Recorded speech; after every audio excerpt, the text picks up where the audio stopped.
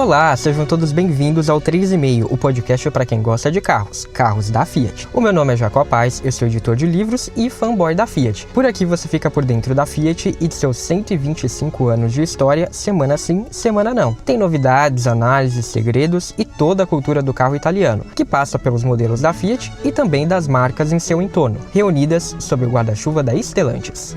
Neste episódio você vai entender por que a Fiat tem bons motivos para não resgatar o nome Uno na versão brasileira do Grande Panda. Apesar de ser um ícone do nosso mercado, que completa 40 anos neste mês, o Uno saiu de linha deixando um sabor amargo para a marca. Além disso, há alguns fatores que podem jogar a favor da manutenção do nome Argo. É hora de deixar as preferências pessoais de lado e tentar compreender o ponto de vista da Fiat. Vamos lá?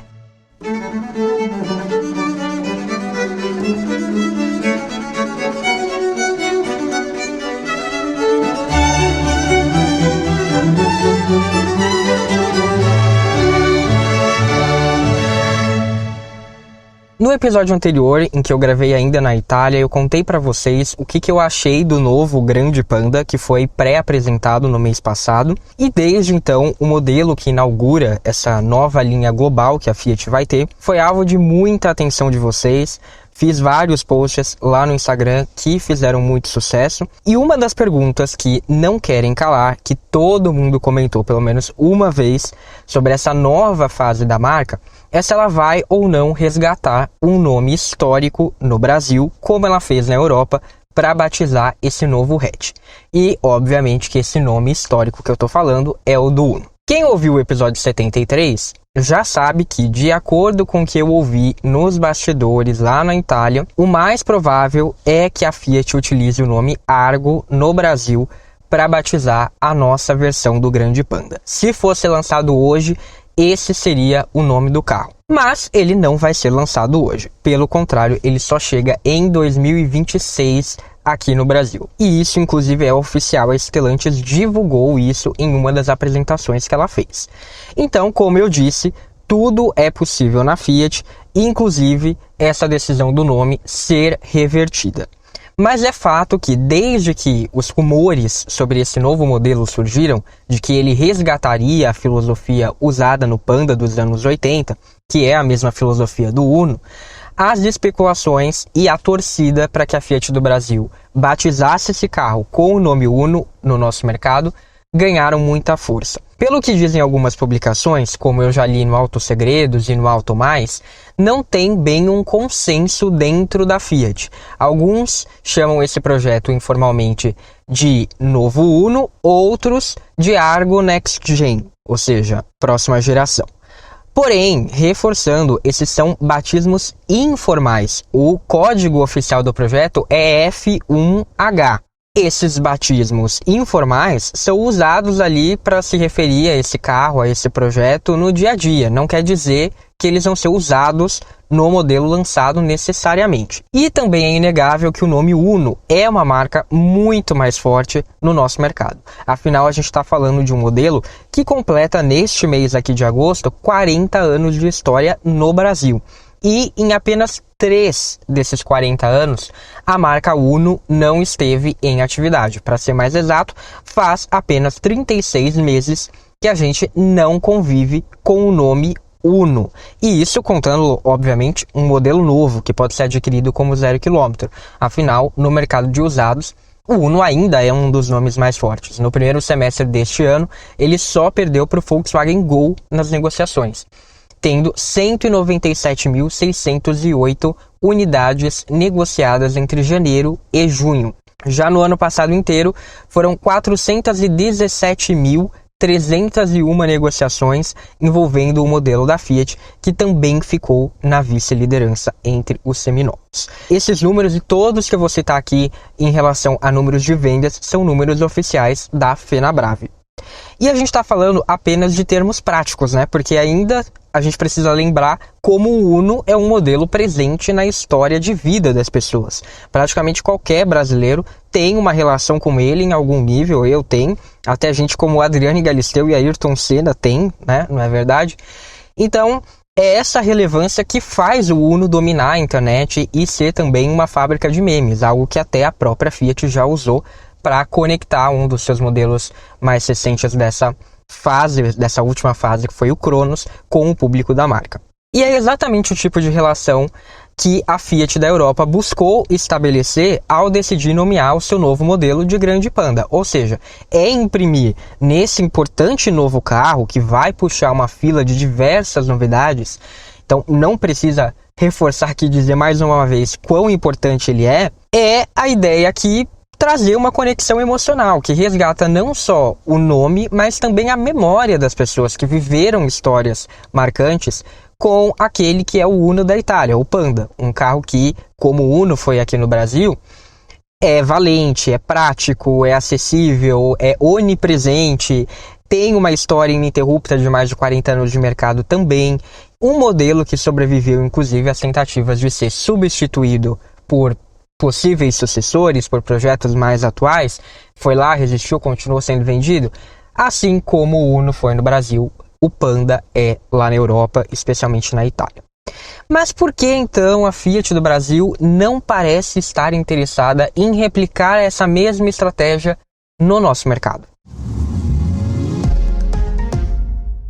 Bem, para responder essa questão, a gente precisa olhar para os últimos anos do Uno aqui no Brasil. E de fato, eles não foram animadores.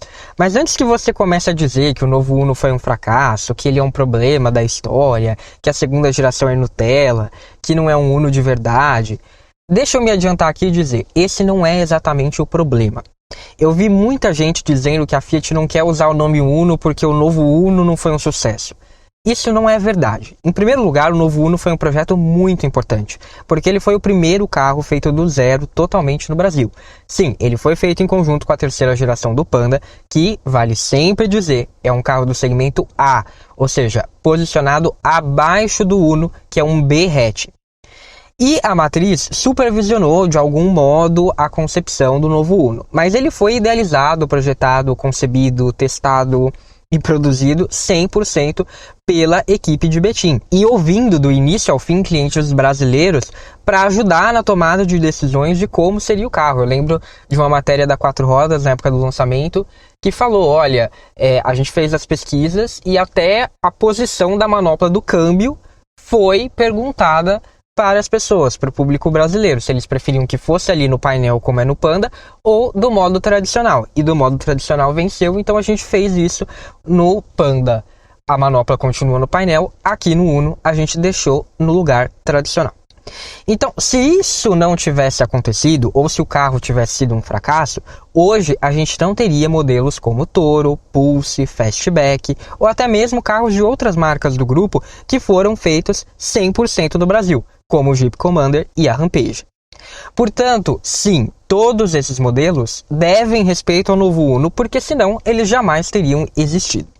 E quando eu digo que o novo Uno foi sim um sucesso, basta a gente ver como as vendas do Mille foram bastante incrementadas depois da chegada do seu companheiro mais novo. Em 2009, o Mille sozinho foi o terceiro carro mais vendido do Brasil. Ele teve 168.488 emplacamentos. Ele ficou consideravelmente distante do Gol e do Palio, porque esses dois carros ultrapassaram a barreira dos 200 mil carros vendidos por ano. O Gol, inclusive, bem mais próximo dos 300 mil, né? Aquela época era uma época diferente do nosso mercado, outro tamanho. Mas, vamos lá.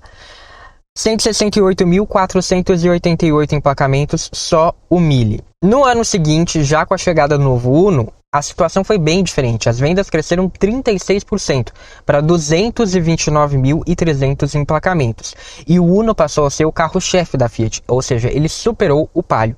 Isso porque não teve um ano cheio do novo Uno.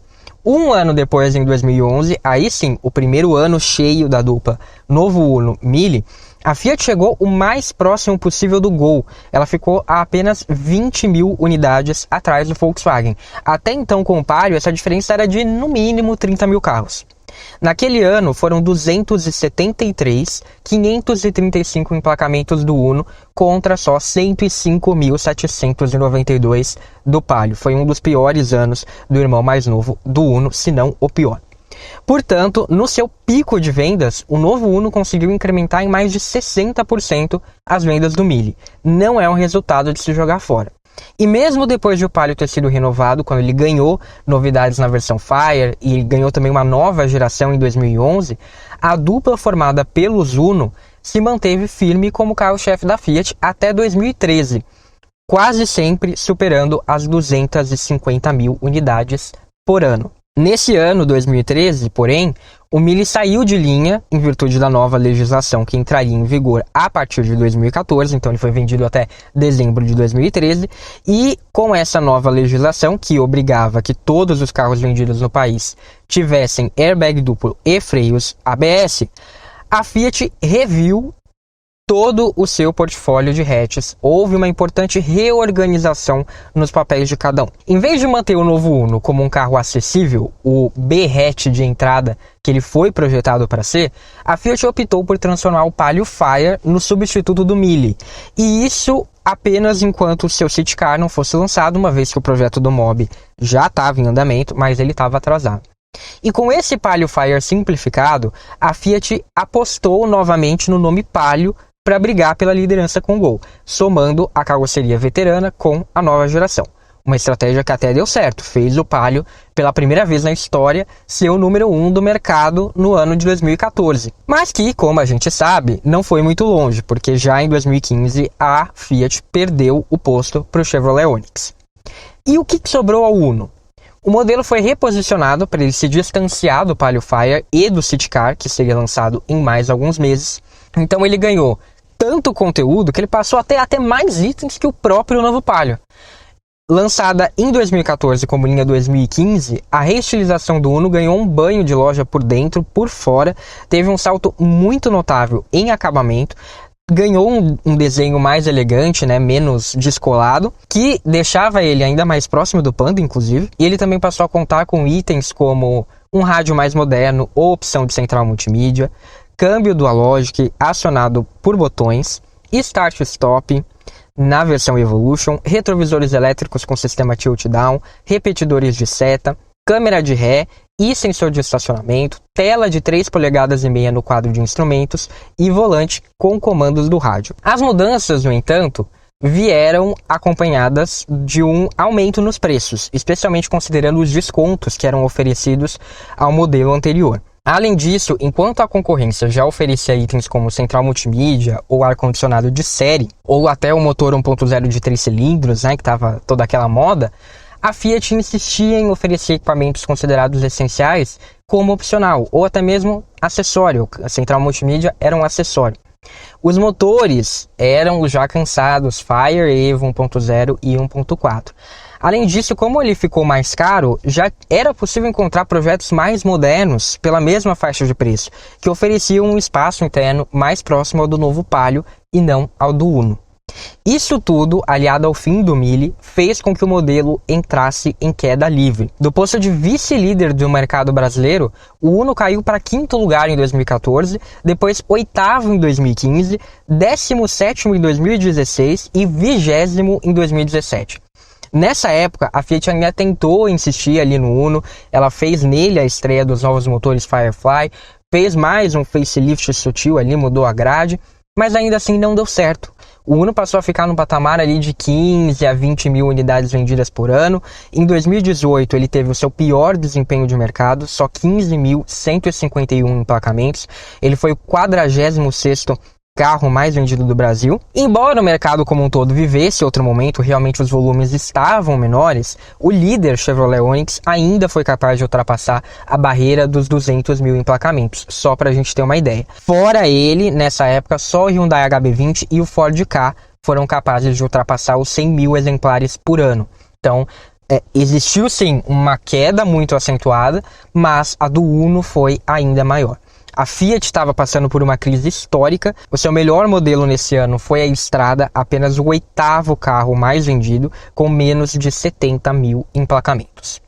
E também foi esse o primeiro ano cheio, 2018, do Fiat Argo, cujo desempenho no mercado foi desastroso. Ele era o carro que supostamente levaria a marca a brigar novamente pela liderança, mas emplacou tímidas 63.011 unidades, se contentando com um distante 9º lugar na lista de mais vendidos. Mas calma aí que a gente vai falar mais do Argo daqui a pouco. Portanto, o que fica bastante nítido aqui é que o Uno como carro mais caro não deu certo. Enquanto a segunda geração foi posicionada abaixo do Palio, como um carro simples, mais descolado, alegre, ou seja, o seu papel original, ele foi bem. Em conjunto com o Mille, fez a Fiat ganhar volumes ainda mais expressivos e fez a marca também dominar o segmento de B-hatches com uma larga vantagem quando se somava o Palio também. Só que, a partir do momento que a marca tentou transformar o Uno em um B-hatch tradicional, um hatch compacto, sem ser de entrada, aquele papel que sempre foi do Palio, o Uno deixou de fazer sentido. Ele não tinha porte para isso. E mesmo recebendo equipamentos importantes, na ponta do lápis ele perdia para os rivais mais modernos e espaçosos. O péssimo desempenho do Argo foi só a pá de cal ali no Uno. A Fiat até tentou, mas ela viu ali que nenhum dos seus dois hatches estava de fato tendo o sucesso que ela procurava. Ou seja, o Uno como um hatch ali compacto, né, sem ser de entrada necessariamente, e o Argo como um hatch premium. Então, o que ela fez? Passou a apostar no Argo, porque esse sim tinha as tecnologias, tinha o porte que o público brasileiro desejava, e transformou então o Argo em um hatch compacto. Parou com essa história de hatch premium. Cada vez mais sem espaço, o Uno ficou relegado a atender o público frotista. Nos seus últimos anos ele chegou a ter 90% dos emplacamentos na modalidade de vendas diretas. Sendo assim, a imagem que o Uno deixou para a Fiat, ao menos para aqueles que estão ali no comando da marca desde então, é que ele é incapaz de assumir um posto mais elevado na gama. A Fiat tentou pelo menos 2 vezes e não conseguiu. Até mesmo aquela versão de despedida, né, o Uno Ciao, que era uma versão consideravelmente cara, tem unidade encalhada até hoje. Esses dias eu estava vendo aí o site de uma concessionária da Fiat e tinha lá o anúncio de um Uno Ciao. É essa a imagem que ele deixou ali no final. Mas eu acho que cabe sim se perguntar se isso seria um problema realmente da marca Uno. Será que a marca Uno não conseguiria colar em um carro um pouco mais caro? Ou se foi simplesmente o fato de aquele Uno, aquele carro com aquelas características que não foi feito, não foi projetado para ocupar necessariamente aquele papel. Será que esse não foi o motivo do fracasso e não o nome Uno? Só que para entender a decisão da Fiat, a gente precisa olhar não só para o Uno. E isso talvez mostre para a gente que provavelmente tanto faz a resposta para essa pergunta que eu acabei de fazer. Porque a gente precisa reconhecer que se o Argo foi um fracasso inicial, hoje ele está surpreendendo. E talvez, assim como o Uno seja julgado pelos seus anos finais de mercado, também o Argo seja levado em alta conta pelo bom momento atual e não pelo seu início problemático. E agora um pequeno intervalo para dar alguns recados, começando pelos comentários que eu recebi lá no último episódio, que tem, né, tudo a ver com o que eu tô falando aqui hoje. Lá no YouTube foram vários comentários. O Mesquitas 2010 disse: pelo design externo, mantiveram muito da estrutura do C3 para mercados emergentes, Brasil e Índia, economia de escala. Sim, existe essa economia, mas é importante deixar nítido aqui que a base foi o C3, mas na verdade o C3 europeu para o Grande Panda. E a dúvida que a gente tem aqui agora é se essa base vai continuar sendo aqui reproduzida no Brasil, ou seja, a base é o C3 europeu, ou se a Fiat do Brasil vai usar como base o C3 brasileiro. O Ferúquio 1 disse: gostei muito, finalmente teremos um novo Uno. Ou novo Argo, né? E voltamos aqui para a questão do episódio atual. O Marcelo Duarte 25 disse: boa tarde, muito bom todo o exterior do carro, mas no interior, no painel, precisa melhorar, sendo um design mais moderno, futurístico. No geral ficou muito bom, obrigado. Eu acho que isso faz muito parte da nova estratégia, da nova identidade da Fiat, é ter carros mais simples e inspirados na fábrica de Lingotto, que é um ícone da indústria automotiva italiana. Então é muito proposital ter essa questão. No Instagram até alguém comentou em algum dos posts: é um carro simplório. Não, ele não é um carro simplório, ele é um carro simples, né? Simplório é o Citroën C3 brasileiro. Sim, ele é simplório. Esse daqui não, ele é simples por filosofia. A gente quer fazer um carro simples, mas simples não precisa ser simplório, existe essa diferença. E o Panda, apesar de ter essas linhas mais simples, ele não passa a sensação de ser simplório, pelo menos, como eu disse no episódio anterior, nessa versão que estava disponível, que é a versão topo de linha. Vamos ver como vão ser as outras versões. Um aqui que eu não entendi, ele falou assim, ele, né, nem tem um nome aqui, é o user não sei o que lá, mas ele comentou, disse assim, continuando o motor Firefly, uma bomba. Não entendi por que seria uma bomba. Até agora a gente não tem nenhum problema exatamente com o motor Firefly. O Rafael Menezes 2426 também comentou sobre o painel, que painelzinho sem vergonha. Importante considerar que, assim, a gente está falando da nova identidade da Fiat. Muita gente está defendendo, na internet ainda acho que isso é bastante comum, né? Não dá para saber como que vai ser realmente na vida real. Por exemplo, Fastback é super criticado na internet, mas ele vende super bem, então, né? Tava até vendo no grupo do Argo, por exemplo, né? Muitas pessoas falando, que esse carro não tem nada a ver, esse carro é muito feio, não tem nada a ver com o Argo, é esquisito, não sei o que. É que essa é a nova linguagem visual da Fiat globalmente. Eu entendo que uma pessoa ou outra realmente não possa gostar, porque ela não é uma identidade genérica como a que a gente tem hoje aqui no nosso mercado. E não tô falando, como vocês sabem, eu gosto do Pulse, por exemplo, acho o Pulse bonito, acho legal. Mas é uma identidade muito mais genérica, com menos personalidade.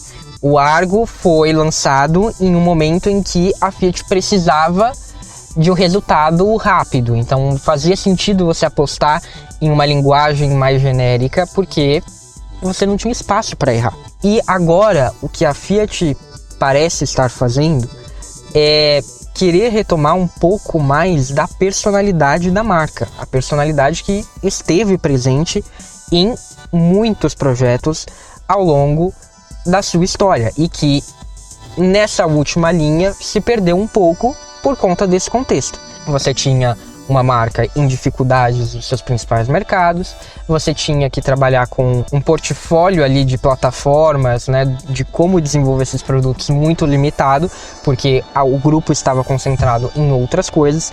Então isso tudo acaba influenciando na linha que a gente tem hoje da Fiat, tanto na Europa quanto aqui no Brasil. Na Europa, uma linha que é antiga, uma linha que tem diferentes estilos de design. Aqui na América Latina a gente tem uma linha que não tem absolutamente nada a ver com a linha europeia. Então, uma salada mista. E o que a Fiat está tentando fazer é falar, não, peraí, vamos organizar as coisas. Nós somos uma marca, nós somos uma empresa com uma história, com uma identidade, e a gente vai resgatar isso. Até por conta disso, me faz todo sentido o que eu ouvi do tipo, o pessoal do Brasil não queria esse design, mas o que venceu foi esse e vai ser esse. Por quê? Porque essa é a personalidade da marca, né? Então você não pode chegar aqui e simplesmente deturpar o carro, tirar tudo que faz a personalidade dele, porque é um novo momento da Fiat, é um momento em que ela quer resgatar a essência dela. É lógico, como eu disse, vai ter alteração para adequar uma coisa ou outra, vai ter alteração em termos de dirigibilidade, sim, isso é uma coisa. Agora, mexer nesse design tanto assim, poderia abrir margem para que continuasse a salada mista que existe hoje, e não me parece que a Fiat quer fazer isso. A Fiat quer realmente reforçar essa unidade e reforçar a personalidade dela. E, me desculpa, gente, mas assim, a Hyundai vendeu um HB20 horrível. A Hyundai vende ainda o Creta com uma identidade super polêmica, e ainda assim os carros, tudo bem, o HB20 teve uma época ali que teve uma queda bastante acentuada e a Hyundai teve que mexer no carro, mas o Creta, por exemplo, bate recordes e recordes. Então assim, não me parece que ser esquisito necessariamente vai ser ruim nas vendas, ainda mais se a Fiat fizer a lição de casa e entregar o resto como um bom projeto. Não acho que a questão seja exatamente essa. Existe espaço sim para que ela imponha essa personalidade dela e ainda assim tenha sucesso. É importante fazer isso porque a marca precisa um pouco resgatar isso. No futuro, talvez ela possa até voltar a afrouxar um pouco as coisas, né? Sei lá, por exemplo, em um carro como a Estrada ou como o Fastback, que vão vir mais pra frente, mas eu acho que é importante estabelecer esse tom agora no começo para resgatar um pouco disso. Nós somos uma marca italiana e nós vamos vender produtos com design italiano. Esse é o nosso diferencial. E acho que a Fiat tem sim um ponto nesse sentido. Muita gente fala, não, vai ser uma versão desse carro, porque o CEO falou que seria alterado de país para país. Sim, o Olivier François falou isso. Mas o Olivier François também falou que ele preferia e provavelmente não faria o Cinquecento híbrido. E o que aconteceu uma semana depois? Ele veio e falou, não, a gente vai fazer o Cinquecento híbrido. O Cinquecento híbrido tá aí, ele vai sair daqui 1 ou 2 anos. Em 2025, 2026 mais ou menos, esse carro vai sair do papel. Então assim, não dá para se basear nesse tipo de fala para dizer que o carro vai ter alterações tão profundas assim. Uma coisa é você adequar o carro mercadologicamente, que isso sim, pelo que eu entendo, tá dentro da fala do Olivier e vai ser feito. Então, como que pode ser isso? Por exemplo, o carro europeu não tem sistema de partida por botão e chave presencial. Como que a gente pode adequar isso? Aqui no Brasil é um item que precisa ter nas versões mais caras, porque o Argo tem hoje em dia, então não faz sentido tirar. Então a gente vai colocar no projeto brasileiro. O que é uma adequação? É o ajuste da suspensão. A suspensão tem que ser assim para a Europa. Isso não funciona no Brasil, então vamos fazer assim no Brasil. Mais um tipo de ajuste. Na Europa a gente vai ter uma versão elétrica, mais uma versão elétrica. No Brasil não dá para ter só carro elétrico e eletrificado. A gente precisa ter a combustão, então vamos fazer a versão a combustão. Isso é o tipo de ajuste que, a meu ver, vai ser feito. Em termos de design, para mim, a Fiat vai sim insistir em algum nível nesse que a gente está vendo. E não quer dizer que não tem alterações. Acho que provavelmente vai ter uma alteração ou outra. Mas nada como estão... algumas pessoas cogitam assim, o nosso carro não vai ser igual, vai ser uma versão derivada desse. Não, ele vai ser esse o carro, mas assim como qualquer outro, sei lá, o Polo, ele é muito parecido, mas tem uma coisa, sei lá, a lanterna é diferente aqui no Brasil, mas no resto ele é igual. Então é esse nível de ajuste que vai ser feito, mas não vai ser uma coisa que vai chegar aqui e você vai falar, não, é outro carro. Bem, eu trouxe aqui alguns comentários, mas como eu disse, teve vários comentários nesse episódio, então muito obrigado a todo mundo que comentou. Se eu não li o seu comentário aqui, eu provavelmente respondi, eu costumo sempre responder, mas se eu não respondi, eu peço desculpas, e se você quiser me mandar uma mensagem, mandar outro comentário, a gente vai conversando, tá bom? Muito obrigado a todos que mandaram. Não esqueça de, por favor, curtir o vídeo, se inscrever no canal e ativar as notificações clicando no sininho. Isso se você estiver ouvindo pelo YouTube, claro. Se você estiver ouvindo nos tocadores, é só clicar em seguir no Spotify, no Apple Podcasts e no Amazon Music, ou em favoritar na Deezer. Isso ajuda o podcast a se manter relevante e ser encontrado por outras pessoas. Você também pode acessar bit.ly/3,5podcast, que vai levar você ao Medium do 3,5, um espaço com todas as opções para ouvir o podcast e para encontrar posts especiais com conteúdo extra, além de links para as referências citadas neste episódio, bem como episódios relacionados e todo o acervo do podcast. E para conferir análises, notícias quentinhas, fotos, vídeos, dicas ou só coisas aleatórias sobre os Fiat, me segue no Instagram e no Facebook. É só procurar pelo @3,5podcast. Como eu já disse aqui no episódio 47, o Argo e o Cronos estavam, de fato, à espera do que iria acontecer na Europa para terem os seus destinos traçados. E, curiosamente, mais do que compartilharem plataforma, visual, esses dois carros têm também uma trajetória muito semelhante no nosso mercado. Eles foram lançados para serem uma coisa, mas demoraram muito para embalar nas vendas e tiveram de ser reposicionados para outra coisa e aí sim, de fato, cair nas graças do público. O caminho que a Fiat encontrou para essa dupla de compactos foi, como eu disse, deixar de ser premium e apostar cada vez mais em versões de entrada na motorização 1.0 a ponto de hoje eles não terem um motor turbo 200 para fazer o papel que as versões com o motor e torque 1.8 tinham no lançamento. Discutir o mérito disso agora eu acho que não vem ao caso. O fato é que o Argo vem se consolidando no nosso mercado. Dos menos de 30 mil emplacamentos que ele teve lá em 2017, quando ele chegou ao mercado e ocupou a 27ª posição do ranking de mais vendidos, em uma época que importante considerar isso, em uma época em que o líder de vendas era o Chevrolet Onix e ele beirava os 200 mil emplacamentos. Hoje, o Argo ocupa o 8º lugar entre os mais vendidos, 66.717 unidades emplacadas ao longo do ano passado. Porém, como eu disse, o tamanho do mercado mudou. No ano passado, o carro mais vendido do Brasil, a Estrada, ficou ali na casa dos 100 mil emplacamentos, assim como o Polo e o Onix. E no seu melhor ano, que foi 2021, o Argo foi o 3º carro mais vendido do país, com quase 85 mil emplacamentos.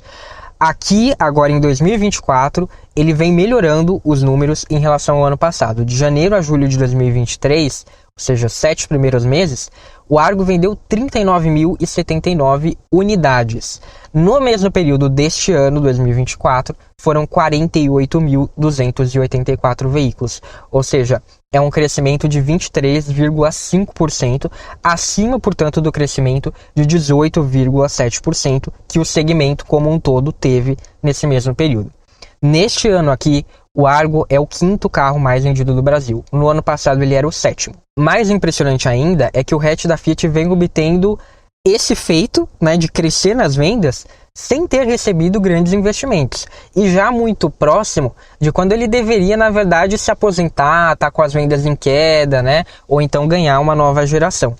Na verdade, quase toda mudança que o Argo sofreu foi para pior. Ele perdeu versões, perdeu equipamentos, ganhou um visual mais simples e mais genérico naquele facelift, né, se é que a gente pode chamar de facelift, de 2022. Ele não ganhou nem mesmo uma central multimídia de uma geração mais nova, que foi algo que a Fiat fez para o Mobi. Um carro mais barato, ele tem uma central multimídia melhor que a do Argo. Ou seja, para a Fiat isso é ótimo, porque ela teve que investir pouquíssimo nesse carro e ainda assim ele continua crescendo nas vendas. Outro ponto a se considerar é que a imprensa gosta do Argo. Ele sempre foi elogiado por quesitos como conforto, como custo-benefício. Para os jornalistas, eles veem o Argo como uma evolução na linhagem de hatches da Fiat. Por mais que ele não se destaque em algo muito específico, ele também não tem nada ali que seja um grande impeditivo, que você fala, poxa, comprar o Argo, não, deixa de comprar o Argo por conta disso, que foi muito ruim. Não tem. Ele é um carro bastante equilibrado. E não é raro ouvir a imprensa dizer que o Argo é um bom carro, que poderia ter inclusive potencial para ser ainda melhor se a Fiat investisse mais nele. E pode parecer algo bobo isso, mas essa imagem que é construída do carro tem um grande impacto na reputação que ele vai ter. E o Argo vem sendo visto como um modelo honesto, confiável, que entrega o essencial de um modo agradável e que cobra um preço relativamente justo por isso. Essa simpatia pelo modelo é constantemente replicada nas avaliações que ele recebe e com certeza chega ao público em geral. E uma prova de que o Argo vem se consolidando nessa direção vem de um dos seus públicos fiéis, que são os clientes das locadoras. Eu sei que não é o sonho de uma montadora que ela tenha o modelo dela associado a locadoras, que seja um destaque nessa área. Aliás, como a gente já viu com o Uno, né, o Uno foi de arrasta para cima, em partes por conta disso. Mas é preciso dizer que se as locadoras estão comprando um carro, e no caso do Uno, além das locadoras, ele era vendido muito realmente para a empresa, não só para locadoras de fato, como é o caso mais do Argo. Se isso acontece com o carro, é porque o modelo é bem avaliado por quem aluga os carros. As empresas desse setor, elas fazem pesquisas com os clientes para saber o que eles acham de cada modelo e, além das negociações comerciais, que óbvio tem um grande impacto, elas também levam isso em conta na hora de disponibilizar esses carros nas suas lojas. Teve uma época que eu alugava com certa frequência carros e eu sempre ouvia que o Argo era um modelo muito procurado. Era até difícil de encontrar ele, de ele estar ali disponível. Uma das vezes que eu fui alugar, inclusive, eu fiquei aguardando cerca de 2 horas, porque eu falei, não, eu vou esperar pelo Argo, não quero nenhum outro modelo que tem aqui, enquanto a equipe de uma das unidades da locadora estava ali localizando, vendo se eles encontravam um Argo, né, que estava sendo lavado, que estava prestes a ser devolvido e que ficasse disponível para mim. Ainda assim, fica assim o alerta: de janeiro a julho do ano passado, a proporção do Argo entre vendas diretas e vendas no varejo estava mais equilibrada, estava ali próxima dos 55%, que foi o percentual, inclusive, mantido durante todo o ano passado. Mas de janeiro a julho deste ano, essa proporção aumentou, ficou na casa dos 64% para as vendas diretas. É sim um percentual alto, é maior do que o do mercado como um todo, que no mesmo período foi de 57,8% para o varejo e 42,3% para as vendas diretas. Mas o Volkswagen Polo teve um percentual ainda maior, 66% das vendas dele foram na modalidade de vendas diretas. O Hyundai HB20 ficou mais ou menos ali no meio a meio, e o Chevrolet Onix ficou no 60-40 para o varejo, então ele vendeu mais no varejo. Hoje, eu diria que isso ainda não é perigoso para o Argo, e, como eu disse, reforça esse ponto de que as pessoas em geral, aquelas que não são necessariamente fãs de carros, que acompanham o mercado tão de perto, elas estão aos poucos ali consolidando o Argo no mercado, vendo mais ou menos com aquela mesma cara que os jornalistas têm dele. Só que se a Fiat continuar aumentando essa proporção, aí sim isso poderia virar um problema real, assim como foi com o Uno. Afinal, os carros queridinhos das locadoras podem sofrer também com a maior desvalorização, porque essas empresas revendem esses carros depois com preços mais baixos no mercado de seminovos, e isso acaba sendo um problema, impulsionando todo o modelo para baixo. Isso, aliado ao fato de o Argo não ter recebido atualizações profundas ao longo da sua vida, pode fazer com que ele chegue a 2026, que é quando vai vir o novo hatch, muito desgastado, o que prejudicaria o lançamento desse novo modelo, né? Você vai colocar o nome de um carro que só está vendendo ali para a empresa, que está com uma desvalorização muito alta, que o público vê como um carro sem tecnologia. Pô, não é legal, né? Você associar uma coisa a outra. Então, sim, poderia se tornar um problema. Hoje, eu acho que ainda não é. Vai depender de como a Fiat vai administrar daqui até lá. Ainda assim, o Argo é um símbolo da nova Fiat, no sentido de que ele foi um projeto de transição de times. Ele foi feito por uma equipe com uma lógica anterior à que a gente vê hoje na equipe que comanda a marca atualmente. E mais do que isso, ele não deu certo no início, mas ele foi retrabalhado pela equipe nova. E hoje ele vem dando resultado com baixo investimento. Para o público fica a imagem de um compacto que evoluiu em relação ao Palio e Uno, por ser maior, por ter mais tecnologia, por ter um comportamento dinâmico mais refinado, e isso é algo que os jornalistas batem muito na tecla. E para quem está no comando da Fiat, ele é um exemplo de sucesso, de como a equipe que está ali conseguiu virar o jogo com o Argo. Ou seja, o oposto do que a gente acabou de ver que aconteceu com o Uno. E esse simbolismo talvez explique por que o nome Argo sai na frente. Para finalizar, existe mais um ponto que talvez ajude a entender o que vem por aí na escolha do nome do novo hatch da Fiat. E ele passa justamente pelo irmão menor de Argo e Uno. Embora tenha praticamente o mesmo visual desde que foi lançado, e assim como o Argo tenha sido reposicionado e tenha ficado mais simples, o Mobi recebeu a atenção da Fiat com a revisão de pacotes, até mesmo ganhou, como eu citei, a central multimídia de última geração dentro da gama da marca, e que é um equipamento muito valorizado pelo público brasileiro hoje em dia. Tudo bem, por mais que a maioria das versões vendidas não tenha central multimídia, ainda assim, você chega lá no showroom, você vê um Mobi mais completo e fala, pô, olha, esse carro aqui tem até uma central multimídia bacana. E não para por aí. Ao que tudo indica, neste ano o Mobi vai ganhar mais novidades. Parece que a marca está preparando uma série especial em comemoração aos 40 anos do Uno, que vai ser feita no Mobi. No ano que vem, o subcompacto também deve passar a ser equipado com o motor 1.0 Firefly em todas as versões, para atender novas regras de emissão de poluentes. A informação é do Autos Segredos. Existe ainda a possibilidade de que ele ganhe também um interior reformulado mais próximo ao da estrada, né?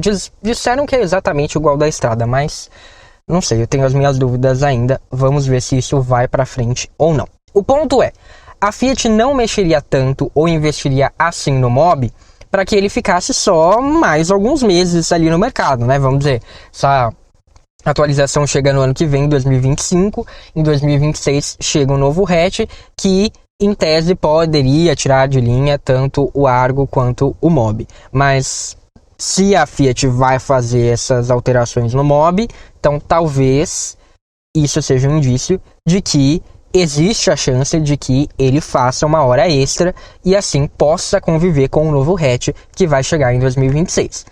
Se isso ocorrer, as chances de que o Argo que a gente conhece hoje sobreviva como uma versão de entrada, que também é uma hipótese, né? Você manter o Argo mais básico como a porta de entrada da Fiat e matar o Mobi e deixando então o Argo antigo com o Argo novo. Também poderia ser uma hipótese. Mas se o Mobi vai ser mantido, então isso reduz as chances de que o Argo atual também seja mantido como versão de entrada.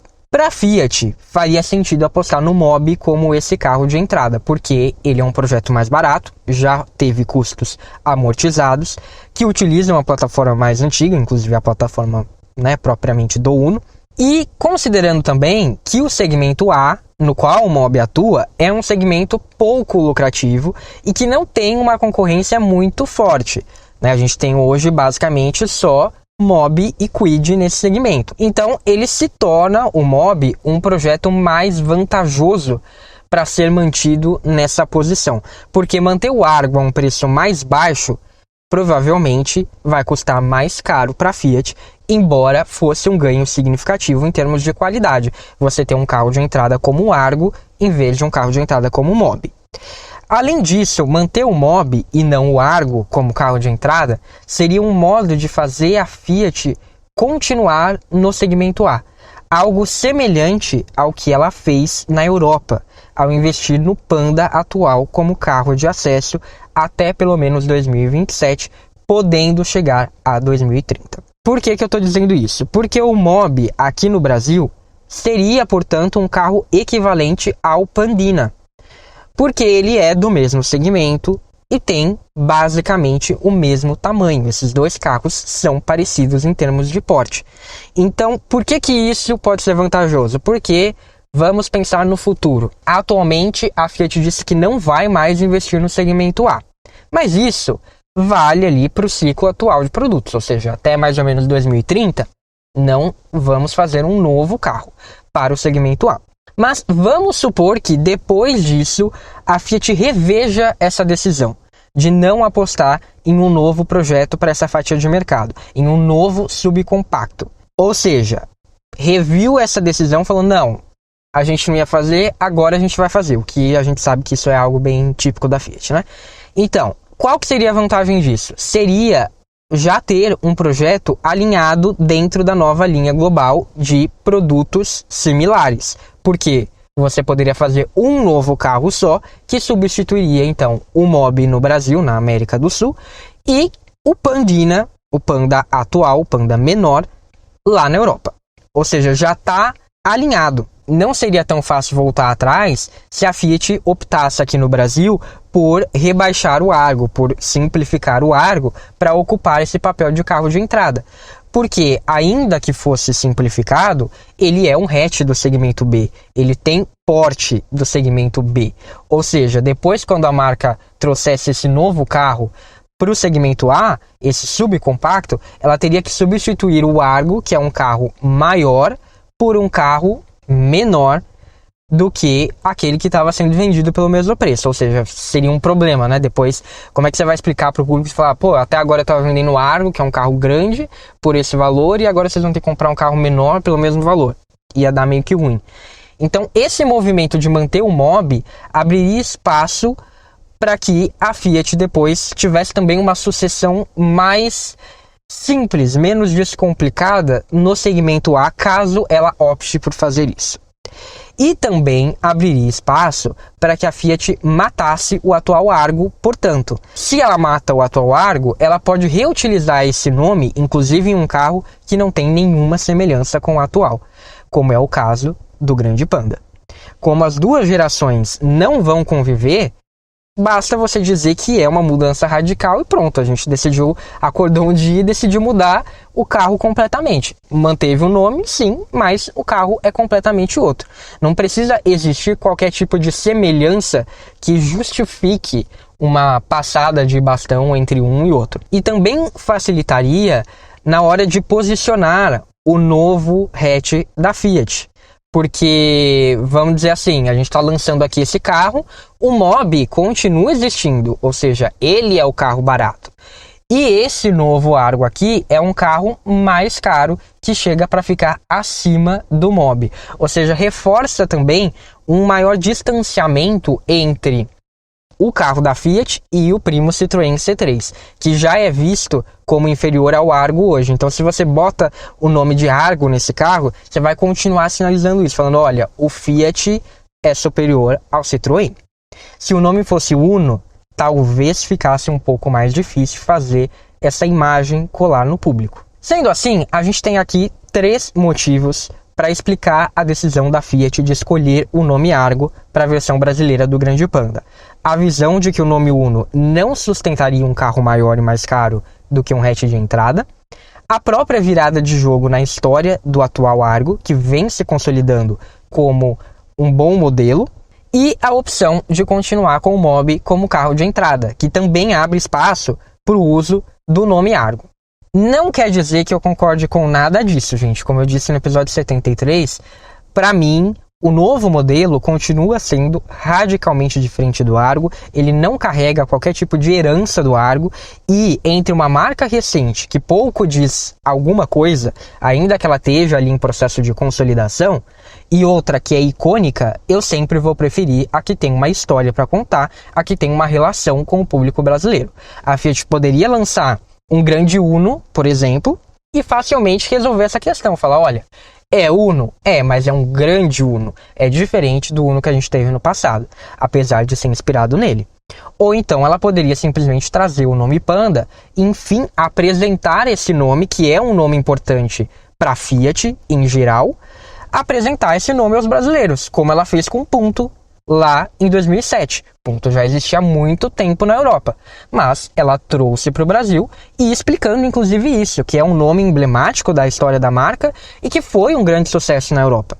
Por que ela não poderia fazer o mesmo com o nome Panda? Né? A Fiat já teve tantos recomeços, por que ela não poderia ter mais um agora? E aí sim, colocar as coisas em sintonia com a Europa, criar um nome forte e um nome global, como a Volkswagen fez, por exemplo, ao trocar o Gol pelo Polo aqui no Brasil. Então, eu acho que isso seria perfeitamente cabível. Entendo a Fiat não querer fazer, mas poderia ser feito. E eu ainda torço para que a Fiat faça, para que ela reveja essa decisão. Mas, por outro lado, como eu disse, eu entendo a visão da marca e eu queria compartilhar aqui esses pontos para que você também possa entender essa visão da marca. Me conta se você acha que faz sentido ou não. Por hoje foi isso, quero agradecer, obrigado, um abraço e até a próxima ou no @3e-mail podcast nas redes sociais.